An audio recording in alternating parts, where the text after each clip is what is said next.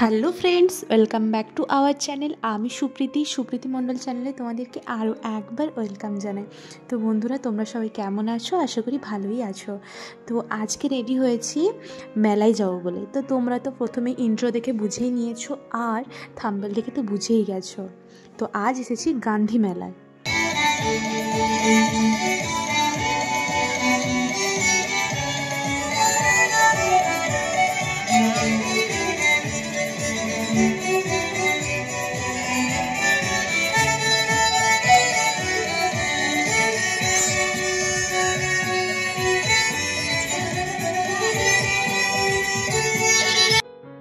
তো তোমরা প্রথমে ঢুকতেই তো দেখতে পেলে কত সুন্দর একটা প্রোগ্রাম চলছিল।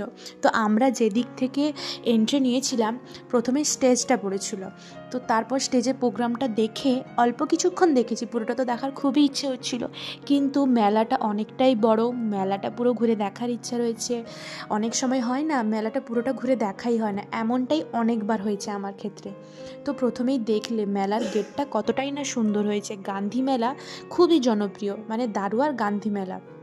তো প্রথমে ঢুকতে বিভিন্ন ধরনের স্টল, মানে কি কি স্টল নেই, কত ধরনের বেডশিট বলো, তারপর ইলেকট্রিকের জিনিস, বাইক, গয়নার স্টল, অনেক কিছু স্টল রয়েছে। তারপর ডাক্তারের চিকিৎসারও ব্যবস্থা রয়েছে। এই যে দেখো, ভোলানাথ চক্ষু হাসপাতাল থেকে এসেছে।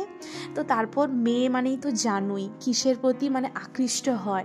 তো এই যে চলে এলাম কানের দুলের দোকানে, মানে দূর থেকে তো একদম মানে টেনে নিচ্ছে একেবারে। তো সবাই মিলে দেখছিলাম কানের দুলগুলো, বেশ ভালোই লাগছিল। তো ভাবলাম ভেতরের দিকে চলো, আরও দোকান রয়েছে নিশ্চয়ই, যেতে যেতে আরও দেখা হবে। তো সব কিছুই তো খুব সুন্দর সাজানো হয়েছে। আর এদিকে দেখলাম চারা গাছেরও স্টল রয়েছে। আগের বারে চারা গাছের ভিডিও করেছিলাম, ভালোভাবেই মনে আছে, কত সুন্দর সুন্দর না ফুল হয়েছিল। তো এবারে মানে অরিজিনাল ফুলের থেকেও বেশি প্লাস্টিকের ফুলের ভ্যারাইটি অন্যরকম হয়েছে। তো চলতে চলতে ভেতরের দিকে এগোতে শুরু করলাম, আর দেখতেই পাচ্ছ কতটাই না ভিড়। আর এদিকে বাম দিকে দেখলে না একটা বাসের মতো, জানি না ওটা কি, মানে সমস্ত স্টল তো ঘুরে দেখা সম্ভবই হয়নি। তো জানি না পরে আর যাওয়া হবে কি না। পরে তো গেলে অবশ্যই ওইটার ভেতরে ঢোকার ইচ্ছে রয়েছে।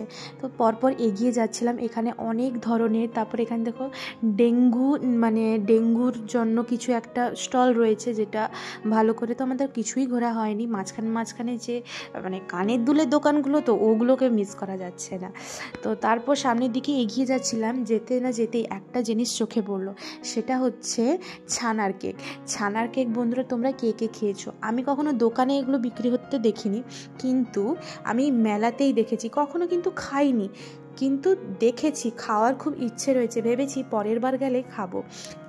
সবাই বলে নাকি খুবই টেস্টি হয় খেতে। তো এখানে দেখতে পেলাম ফুলের বাহার, একেবারে প্লাস্টিকের ফুল। আমি বলছিলাম না যে অরিজিনাল ফুলের থেকে এবার মেলাতে প্লাস্টিকের ফুলের যেন বাহার হয়েছে।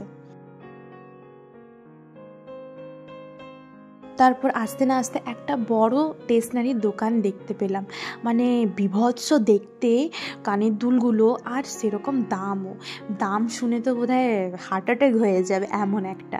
কিন্তু কানের দুলগুলো ছিল খুবই সুন্দর, আমার তো খুবই ভালো লাগছিল কানের দুলগুলো, নিতেও ইচ্ছে করছিল। কিন্তু এত দাম, এগুলো কি নেওয়া যায় বাবা? আমি একটু বলতে গেলে কৃপণতার মানুষ, এত কিছু নেওয়া যায় না এত দাম দিয়ে। তো তারপর বললাম যে চলো আর অন্যান্য দোকানগুলোতে যাই, পুরো মেলাটাও তো ঘুরে দেখতে হবে। আর আমরা যেদিন গেছিলাম সেদিন খুব খুব ভিড় ছিল, এতটাই ভিড় যে কি বলবো তোমাদের। মাঝখানে না আমি কতবারই নিজে হারিয়ে যাচ্ছিলাম। আমি মানে ঘুরে ঘুরে দেখছিলাম দিদিভাই কই গেল, দিদিভাইকে দেখতে পাচ্ছিলাম না। তো অনি তো আছে জানোই, অনির একটু খেলনা নিতে, ছোট বাচ্চা তো খেলনা তো নিবেই, তার জন্য খেলনা দেখছিলাম।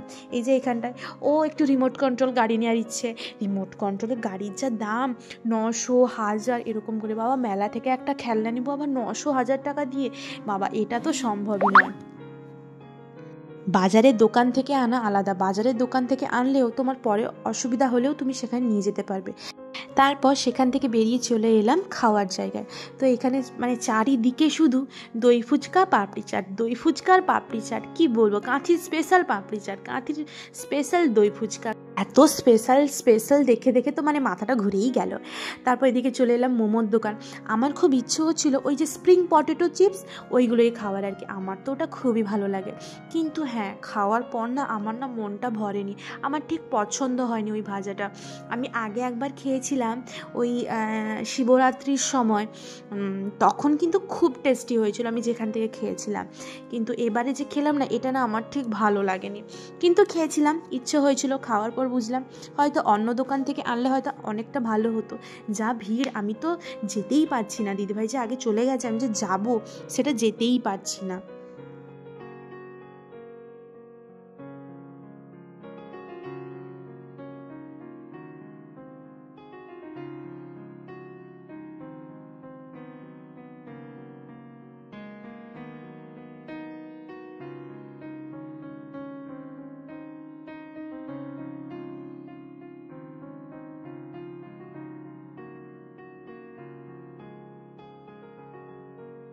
তারপর এই যে দেখো স্প্রিং পটেটো রোল নিয়ে নিলাম আমরা তিনজনে, আমি, দিদিভাই আর অনি, আমরা তিনজন মিলে খেলাম। তো খেতে ভালোই লাগছিল, একটু মুচমুচেটা কমই ছিল। তো তারপর সেখান থেকে চলে এলাম এই যে ব্রেক গাড়িতে। এটা চড়তে না কী যে ভীষণ ভালো লাগে, কি বলবো বন্ধুরা। আর হ্যাঁ, আগের বছর নাগরদোলায় চেপেছিলাম, এবছর চাপবো না। আর একটা যে এসেছে ওই যে নৌকার মতো, ওটার নামটা আমি ঠিক জানি না, কিন্তু ওইটাতে এবারে চড়বো, নতুন কিছুতে ট্রাই করব। তারপর তো দিদিভাই এই যে টিকিট কেটে নিয়ে এগিয়ে যাচ্ছে, আমি অনেকজনের পরেই দাঁড়িয়েছি। তো দিদিভাইকে বলছি, দিদিভাই তুমি টিকিটটা নিয়ে এগিয়ে গিয়ে তুমি বসো, তারপর আমি গিয়ে বসবো, আমি ক্যামেরাটা ধরে রেখেছি। তো ওখান থেকে অনি চিৎকার করছিল বাইর থেকে যে মা, ছোটো মা, আমিও যাব, কিন্তু বাচ্চাকে নিয়ে এগুলোতে বসাটা ঠিক হবে না। বাচ্চা তো, সে আমরাই একটু ভয় পাই, তো সে কতটাই না ভয় পাবে। তো তাকে রেখে দিয়েই আমরা যাচ্ছিলাম। তো এই যে দেখো কতটা রাউন্ড ঘুরে ঘুরেই না উঠতে হবে, আমি তো খুবই এক্সাইটেড, আমার খুবই ভালো লাগে ওটাতে চাপতে। আচ্ছা বন্ধুরা, তোমাদেরকে এগুলো চাপতে ভালো লাগে? নাগরদোলা বিষয়, তো নাগরদোলা তোমরা কেউ কখনো চেপেছো? আমি কিন্তু একবারই চেপেছি, ওই যে বড় নাগরদোলাতে, দিদিভাই আর আমি আগের বছর চেপেছিলাম। তো এই যে দেখো এবার আমরা উঠে যাচ্ছি, দিদিভাই আগেই উঠছে, তারপর আমি, আর এদিকে দেখো অনি একাই দাঁড়িয়ে আছে, পটেটো স্প্রিং রোল খাচ্ছে। তো ওকে টাটা করে আমিও এগিয়ে গেলাম। এই যে দেখো দিদিভাই সামনে সামনে যাচ্ছে। তো আমি দিদিভাইকে বললাম যে দিদিভাই যাও, তুমি আগে গিয়ে বসো, তারপর আমি যাচ্ছি। এই যে দেখো এখানে কিন্তু উঠতে একটু অসুবিধেই হয়, আর আমরা শাড়ি পরে তো একটু তো মানে শাড়িটা যেন উঠে যাচ্ছে, এরকম ঠিকভাবে উঠতে হয়। আর ওঠার সাথেতেই তো ঘুরতে থাকে, আমি যে কত কষ্টে উঠেছি। তো ওঠার পর দেখো এই যে দিদিভাই বললো যে সুমি আমাকে ক্যামেরাটা মানে ফোনটা দাও, আমি ক্যামেরা করবো। আমি বলছি কী বলো গো, তুমি ক্যামেরা করতে পারবে তো? বলছে হ্যাঁ করবোই আমি, সবাই করে, আমরা কেন করবো না। আমার তো মানে খুবই এক্সাইটেড লাগছিল যখন শুরু হচ্ছিল, আমার তো খুবই মানে ভয়ও লাগে, ভালোও লাগে, সবটাই একসঙ্গে। এত কিছুর মাঝখানে যে দিদিভাই কীভাবে ক্যামেরাটা ধরেছে দেখো। আর তার মাঝখানে জানো তো খুব একটা স্পিডে ওরা ঘোরাচ্ছিল না, যেহেতু অনেক ভিড় রয়েছে, অনেকেই উঠবে। তো দিদিভাই তো চিৎকার করে করে বলছিল যে তোমরা স্পিড বাড়াও, স্পিড বাড়াও, এইটুকু এতে ভালো লাগছিল না। তো এটা তো হয়ে গেল। এরপর যাব আর একটা যে নৌকার মতো যেটা ওঠে না, এই যে এইটা দেখো, এটার কি নাম আমি জানি না, কিন্তু এইটাতে চড়বো প্রথমবার। আমার তো খুবই ভালো লাগছে, কি আনন্দটাই না হবে। একদম ফার্স্টে এসে দাঁড়িয়েছি, পছন্দ মতো সিটটা বেছে নিব। তো ওদের ঘোরানো হয়ে যাওয়ার পর আমরা এই যে দেখো বসছি। দিদিভাই বলছিল একেবারে উপরের দিকে বসবো, যে না না বাবা, অত উপরে বসতে পারবো না, ওই জায়গাটাই বসবো চলো। যে দেখো যেখানে বসেছি না, ওখানটায় আমি আর দিদিভাই, আর কেউ কিন্তু ছিল না। তো সেখানে বেশ মজাই হলো, একটু ভয় বা লাগছিল, কিন্তু মজা বেশ হয়েছে। তো সেখান থেকে বেরিয়ে আসার সময় দিদিভাইকে বললাম চলো ফালুদা খাই। তো শীতে ফালুদা, ঠান্ডা ঠান্ডা, বাবা বাবা, খাওয়ার পর তো একেবারে ঠান্ডায় লেগে গেছিলো। বেশ ভালো হয়েছিল ফালুদাটা খেতে, খুব মজা করলাম গান্ধী মেলাতে। আগের বছর অনেকগুলো দিন গান্ধী মেলা ঘুরেছিলাম, এবারে তো এখনও অবধি একবারই যাওয়া হয়েছে, জানি না পরে আর যাবো কি না। তো খাওয়া দাওয়া বেশি হয়েছে, ঘোরাও হয়েছে। তো এখন এবার বাড়ি যাওয়ার সময় হয়ে গেছে। তো বন্ধুরা, আজকের মতো তো এখানেই শেষ করছি, আবার দেখা হবে পরের কোনো ব্লগে। কেউ যদি এখনও অবধি গান্ধী মেলা না এসে থাকো তো তোমাদেরকে সবাইকে বলবো যে একবার হলেও গান্ধী মেলা ঘুরে যাও। আর গান্ধী মেলা আরও বেড়েছে, এখনও 2-3 দিন মেলাটা রয়েছে, তো সবাই ঘুরে এসো।